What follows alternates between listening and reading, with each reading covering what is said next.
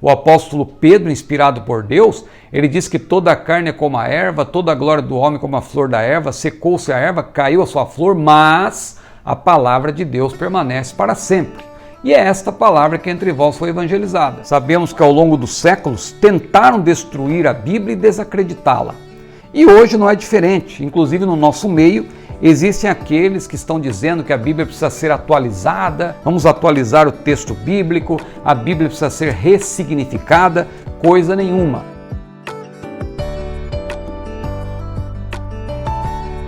Claro que nós temos necessidade de atualização de linguagem, mas não de mensagem. A mensagem continua a mesma.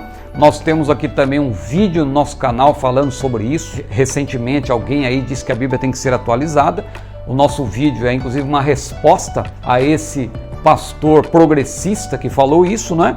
E também eu sempre tenho citado aqui as obras da Chamada da Meia-Noite, ou da editora Chamada, como é mais conhecida hoje, e eu sou assinante da revista Chamada, e nos últimos meses, nos meses de maio, junho e julho, ainda não terminou, essa série continua, existe uma série sobre a igreja cristocêntrica, né? A importância de você pertencer a uma igreja cristocêntrica, 5 marcas de uma igreja cristocêntrica, que está a revista do mês de julho. Se você não é assinante, veja aqui na descrição deste vídeo, você pode saber como assinar a revista Chamada.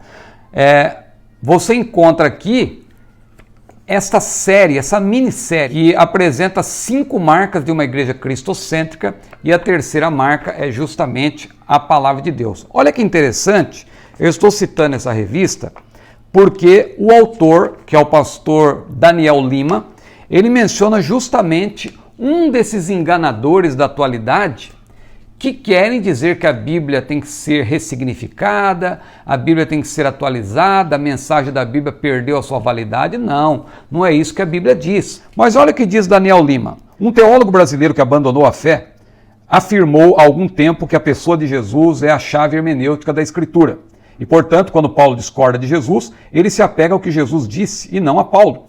Esse pensamento é tanto curioso quanto perverso. Por um lado, esse mestre está correto ao afirmar que Jesus Cristo é a chave hermenêutica, ou seja, toda a Bíblia aponta para Jesus. Você fala que Jesus é uma chave hermenêutica, desde que você não desconecte o que Jesus falou de tudo que diz a Bíblia, porque os 66 livros da Bíblia são inspirados por Deus. Agora note o que esse falso mestre aqui, de acordo com Daniel Lima, afirmou. Por um lado, esse mestre está correto ao afirmar que Jesus Cristo é a chave hermenêutica, ou seja, toda a Bíblia aponta para Jesus. Ele é a expressão exata do ser de Deus. Não só isso, mas temos a afirmativa do próprio Jesus em João 17,7, a tua palavra é a verdade. Agora note, ao mesmo tempo, esse falso mestre está completamente equivocado ao identificar trechos bíblicos em que Paulo discorda de Jesus. Esses trechos simplesmente não existem. Toda a Escritura é inspirada, ou seja, ela forma um todo coerente e coeso. Nenhum texto discorda de outro. O que pode sim ocorrer é que nossa mente não compreenda como compatibilizar a nossa interpretação em um texto com nossa interpretação de outro texto. Nesse momento, importa afirmarmos que toda a Escritura é inspirada e retomarmos o estudo para descobrir nosso erro de interpretação.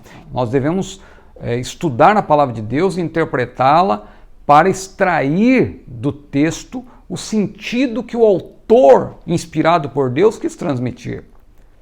Porque, a rigor, quando falamos de interpretação da Bíblia, você tem, na verdade, 3 formas de interpretar, de maneira geral. Ou você interpreta a Bíblia com a intenção de que o autor, de você descobrir o que o autor quis dizer, ou você interpreta a Bíblia questionando o texto, duvidando do texto, e no caso da Bíblia nós não podemos duvidar, nem devemos, porque a Bíblia é a palavra de Deus, ou você interpreta a Bíblia de acordo com seus pressupostos, fazendo prevalecer o que o leitor pensa, de acordo com as suas ideologias e com as suas experiências. Então, citando aqui uma parte da história, uma obra que eu tenho sempre também recomendado é a História da Interpretação Bíblica de Gerald Bray. Você vai entender bem essa questão dos vários métodos de interpretação da Bíblia ao longo da história. Por exemplo, no tempo de Esdras e Neemias, prevalecia o que é chamado de literalismo, o que depois veio a ser chamado de método histórico gramatical. Jesus colocou a semente para esse método, os apóstolos também. Eles preservaram esse método literalista, né, o que é chamado hoje de método histórico gramatical, que interpreta a Bíblia de maneira literal, ou seja, o texto bíblico se impõe. Não somos nós que devemos dizer o que o texto significa, é o texto à luz do contexto. Então o Senhor Jesus citou a Bíblia, né, falou de Adão e Eva, por exemplo, né, considerando o que está no Antigo Testamento como algo que realmente existiu, histórico, literal. Mas isso também foi mantido pela escola de Antioquia da Síria, mas depois surgiram os alegóricos, né? Os alegoristas, a escola de Alexandria, Filo de Alexandria, Orígenes, depois também veio Agostinho, e ao longo da Idade Média esse método alegórico prevaleceu. Esse método não centrado no texto, no que ele diz em si, mas nas percepções do leitor, ou seja, uma interpretação por trás do texto, por detrás do texto, né? Um sentido espiritual, um sentido anagógico, como dizia Agostinho. Depois, quando veio também a Renascença, e mais precisamente o Iluminismo, quando a razão começou a ser enaltecida e colocada como a fonte principal de autoridade, o texto bíblico começou a ser questionado. Deixou-se de lado a ideia de que a Bíblia é a palavra de Deus. Aí surgiu o chamado método histórico crítico. Não confunda com o método histórico gramatical. No método histórico crítico, questiona-se o texto, não considerando-o como palavra de Deus, mas como um texto qualquer, né? Nós devemos preservar o método histórico gramatical, porque Jesus, como eu disse, ele colocou as sementes, né, para esse método. Hoje temos também a chamada nova hermenêutica, que não é um método específico, mas na verdade um conjunto de métodos baseados em ideologias, baseados também na experiência das pessoas, né? Então se fala de uma hermenêutica marxista, se fala de uma hermenêutica feminista. Aliás, falando em hermenêutica marxista, quando eu falei sobre marxismo, eu deixei de recomendar, né, esse livro aqui de minha modesta autoria, Barnabé. O primeiro capítulo é justamente sobre o perigo do marxismo, do comunismo, que já tem também uma videoaula sobre isso, né? Então, a nova hermenêutica hoje, ela é justamente, ela adota essa nova metodologia centrada no leitor. É o leitor de acordo com as suas percepções, né? Se ele é feminista, se ele é LGBTista, se ele é marxista, então ele vai interpretar a Bíblia segundo as suas pressuposições. Não é mais o que o autor quis dizer, inspirado por Deus, que prevalece. O apóstolo Paulo foi claro ao dizer que toda a Escritura é divinamente inspirada. Agora, alguém poderá questionar. Quando Paulo disse toda a Escritura, ele se referia a quê? Ele se referia à Bíblia que temos hoje? Claro que não. Se nós, claro, interpretarmos ali o que Paulo disse à luz do contexto em que ele vivia, nós vamos entender que ele falava, claro, do Antigo Testamento. O termo Escritura é uma referência ao Antigo Testamento, mas muito possivelmente Paulo também se referia a outros escritos que já eram reconhecidos como inspirados por Deus, tanto quanto as Escrituras hebraicas.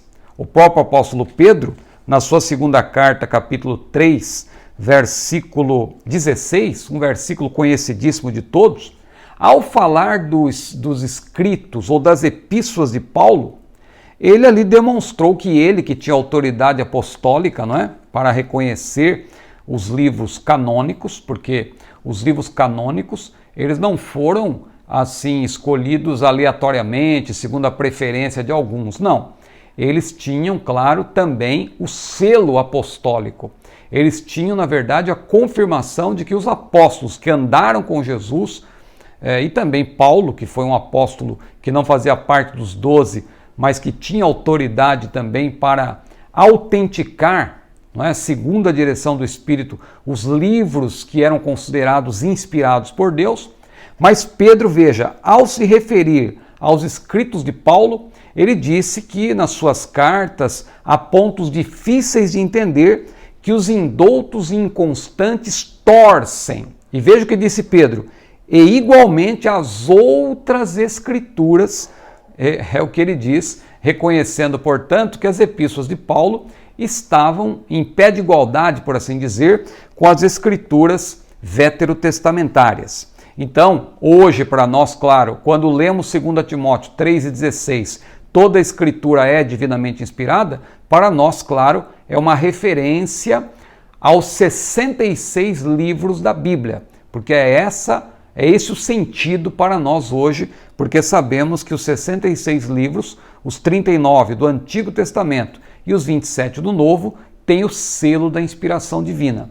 Se você quiser saber mais sobre isso, aqui mesmo no meu canal nós temos a playlist Palavra de Deus. Lá nós temos a explicação pormenorizada a respeito da inspiração plenária das Escrituras, a preservação da Palavra de Deus, não é? Porque Deus não apenas inspirou a sua palavra, Ele também a tem preservado ao longo dos séculos. Mas também eu recomendo aqui uma obra que eu sempre tenho citado, é essa aqui, ó, A Inerrância da Bíblia, uma sólida defesa da infalibilidade das Escrituras, né? Organizada por Norman Geisler, uma obra excelente que você pode adquirir se você quiser defender essa verdade absoluta de que a Bíblia é a inspirada, inerrante e infalível Palavra de Deus.